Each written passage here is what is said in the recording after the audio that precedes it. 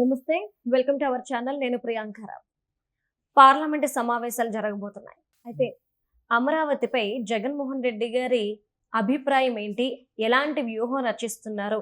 వాళ్ళు తీసుకునే నిర్ణయం ఇప్పుడు వైసీపీకి ప్లస్ కానుందా, మైనస్ కానుందా? ఇలాంటి అంశాలు ఈరోజు చర్చనీయాంశంగా మారాయి.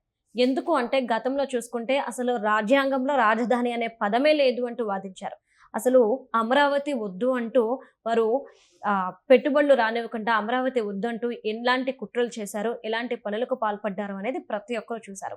మరి పార్లమెంట్లో చట్టబద్ధత కల్పించబోతున్నారు అమరావతికి. మరి ఈ నేపథ్యంలో వాళ్ళు తీసుకునే డెసిషన్ ఏంటి అనేదే తెలుసుకుందాం. మనతో మాట్లాడడానికి ప్రముఖ పొలిటికల్ అనలిస్ట్ అంకమరావు గారు ఉన్నారు. ఆయన తెలుసుకుందాం. నమస్కారం సార్. అంటే పార్లమెంట్లో అమరావతి రాజధానిగా చట్టబద్ధత చేసే అవకాశం ఉంది అని వార్తలు వస్తున్నాయి. ఈ వార్తల నేపథ్యంలో జగన్మోహన్ రెడ్డి గారు ఎలాంటి డెసిషన్ తీసుకొని వాళ్ళ వ్యూహం ఏంటి అనేది ఏం చెప్తారనేది చర్చనీయాంశంగా ఉంది.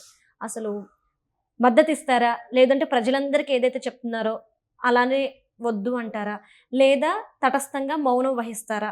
ఏం చేస్తారు? దీనివల్ల వాళ్ళు తీసుకునే డెసిషన్ వల్ల పార్టీకి ప్లస్ అవుతుందా, మైనస్ అవుతుందా?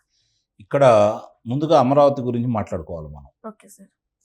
విభజిత రాష్ట్రంలో రాజధాని ఏ ప్రాంతంలో ఉండాలి ఏంటనేది చూసుకుంటే రాష్ట్రం మధ్యలో అటు 6 జిల్లాలు ఇటు 6 జిల్లాలు మధ్యలో ఉన్నది గుంటూరు జిల్లా. కృష్ణా జిల్లా నుంచి మొదలుపెట్టి ఉత్తరాంధ్ర వరకు 6 జిల్లాలు, ప్రకాశం జిల్లా నుంచి మొదలుపెట్టి రాయలసీమ వరకు 6 జిల్లాలు, మధ్యలో ఉన్నటువంటి జిల్లా గుంటూరు జిల్లా. కాబట్టి మధ్యలో ఉంటుంది ఇది. అంటే అటు వాళ్ళకి ఇటు వాళ్ళకి అందుబాటులో ఉండేటువంటిది ఇది.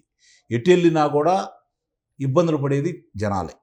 రాజధానిలో ఏదైనా అవసరాలు ఉంటే అక్కడ వాళ్ళు ఇక్కడ రావాలన్నా, ఇక్కడ వాళ్ళు అక్కడికి రావాలన్నా 600-700 కిలోమీటర్లు ప్రయాణం చేయాలి. విశాఖ అనుకుంటే అనంతపురం వాళ్ళకి, లేదు ఇటు కర్నూలు అనుకుంటే అక్కడ వాళ్ళకి ఇదే విధమైన ఇబ్బంది. ఇక్కడ రెండవది అంశం ఏంటంటే రాజధాని ఎందుకు ఏర్పాటు చేయాలి? మొన్న అన్నాడు కదా, రాజ్యాంగంలో రాజధాని లేదు, ముఖ్యమంత్రి ఎక్కడుంటే అక్కడే రాజధాని అన్నాడు. మరి ఈ మాట అన్నాగా ఏమన్నా మళ్ళీ వాళ్ళ మనుషులు మళ్ళీ కాదు అమరావతి మా రాజధాని అని చెప్పని సజ్జల రామకృష్ణారెడ్డి లాంటి వ్యక్తులు మాట్లాడుతూ ఉన్నారు. ఇక్కడ వాళ్ళు జనాలని చాలా తెలివిగా కన్ఫ్యూజ్ చేస్తున్నారు. వాళ్ళేం కన్ఫ్యూజ్ కావట్లా, ఇది గమనించుకోవాలి.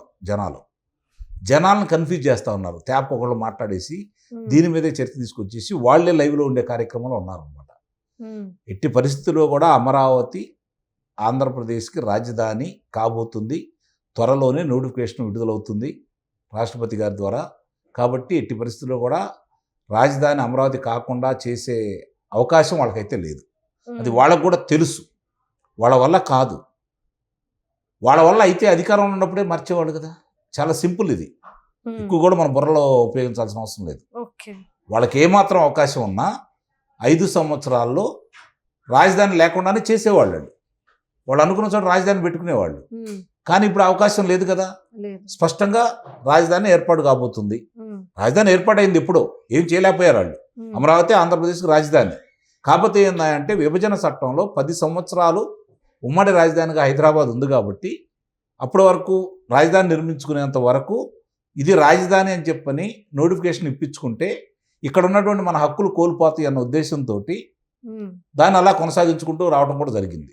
5 సంవత్సరాల్లో వాళ్ళు దాన్ని ముందుకు తీసుకెళ్లకుండా రాజధాని రూపురేఖలు లేకుండా చేయాలని చెప్పి విశ్వ ప్రయత్నం చేశాడు. దాని మీద ఎంత విషయం చిమ్మాడో, ఆ ప్రాంత ప్రజల్ని ఏ విధంగా మానసికంగా శారీరకంగా ఎన్ని ఇబ్బందులు పెట్టాడో ప్రజలందరూ కూడా చూశారు. కాబట్టి అమరావతి అనే 5 అక్షరాలలో అమరావతి అనేది 5 అక్షరాలు. అందుకే అతనికి వచ్చి 151లో 5 అక్షరాలు లాగేశారు. 5 అంకెలు లాగేశారు, 11 మిగిలినాయి. రేపొద్దున ఇదే రకంగా విషయం చిమ్మితే ఆ ఒకటి కూడా ఉండదు.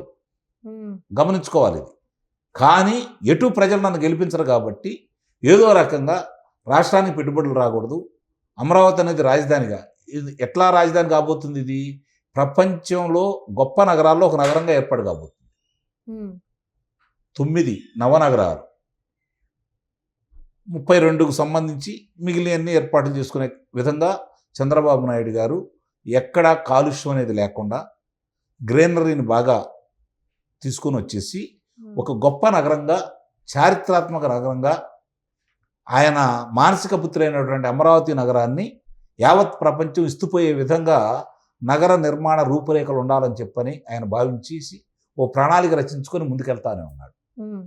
దాన్ని గండి కొట్టాలని అది లేదు ఇది లేదు. ఇప్పుడు ఏదైనా సరే ఒక ఇన్ఫ్రాస్ట్రక్చర్ ఉంటేనే కదా మిగిలిన ఎవరన్నా వచ్చేది. ఇప్పుడు మనం ఒక భూమి తీసుకుంటాం, ఆ భూమిలో రహదారులు లేకుండా, విద్యుత్ లేకుండా, నీరు లేకుండా అక్కడికి వచ్చి ఏదన్నా ఎవరన్నా చేయమంటే చేస్తారా? చేయరు కదా. కానీ ఇప్పటికే అక్కడికి వచ్చే పరిశ్రమలను చూసుకున్నా, వచ్చే విద్యా సంస్థలను చూసుకున్నా, ప్రభుత్వ రంగ సంస్థలు చూసుకున్నా కూడా ప్రోత్సాహకరంగానే ఉన్నాయి. అయినా సరే అక్కడ ఇంకా ఏమీ తయారు కాకుండానే, రహదారులు తయారు కాకుండానే, ఒక మాస్టర్ ప్లాన్ తయారు కాకుండానే రకరకాలుగా ఇంకా అది లేదు ఇది లేదు అది జరగట్లేదు ఇది జరగట్లేదు అని చెప్పి నానా యాగి చేసేవాళ్ళు చేస్తూనే ఉంటారు. ఒక ఇల్లు కట్టుకోవడానికి ఎన్ని రోజులు పడుతుందో మనందరికీ తెలుసు. మరి అలాంటిది ఒక నగరాన్ని నిర్మించాలి అంటే ఎన్ని సంవత్సరాలు పడుతుందో ఎవరైనా చెప్పగలరా? ఎవరు చెప్పలేరు. అది రాజధాని అనేది భూమి ఉన్నంత వరకు విస్తరించుకుంటూ వెళ్ళిపోతూనే ఉంటారు, అవకాశాలు ఎదుర్కొంటూ ఉంటారు. రాజధాని ప్రాంతంలో పరిశ్రమ ఏర్పాటు చేసుకుంటే ఉద్యోగం వస్తుందన్న ఉద్దేశంతో ఉద్యోగాలు ఇవ్వచ్చు, మనకు ఆదాయం వస్తుందని చెప్పని పరిశ్రమలు ఆలోచిస్తారు. మనకు రాజధానిలో ఉద్యోగం దొరికితే ఇంకా విస్తృతంగా మిగిలినట్లు ఒక దాంట్లో ఒకటి మించి వెళ్ళిపోతూ ఉంటాయి కాబట్టి మనకు ఉద్యోగ అవకాశాలు ఎక్కువగా ఉంటాయని చెప్పి యువకులు భావిస్తూ ఉంటారు. రేపు పొద్దున నగర నిర్మాణాలన్నీ పూర్తయిపోతే మేము ఇచ్చిన భూములకి సార్థకత చేకూరుతుంది, మాకు ఆదాయం పెరుగుతుందని చెప్పని భూములు ఇచ్చిన రైతులు కూడా సంతోషిస్తారు. ఇవన్నీ చూస్తే ఇతను కడుపు మంటగా ఉంది. నేను దీన్ని నాశనం చేయాలనుకున్నాను, వీళ్ళేంటి శాశ్వత రాజధానిగా అమరావతిని చేయబోతున్నారు, నోటిఫికేషన్ విడుదల కాబోతూ ఉంది, అలాగే ఇన్ని వర్కులు తీసుకొస్తా ఉన్నారు, అసలు నేను ఎలా తట్టుకుంటాను అని చెప్పిన భావనలో ఉన్నాడు అతను. కాబట్టి వద్దంటే ఈ ఉన్న పునాదులు కూడా పోతాయి.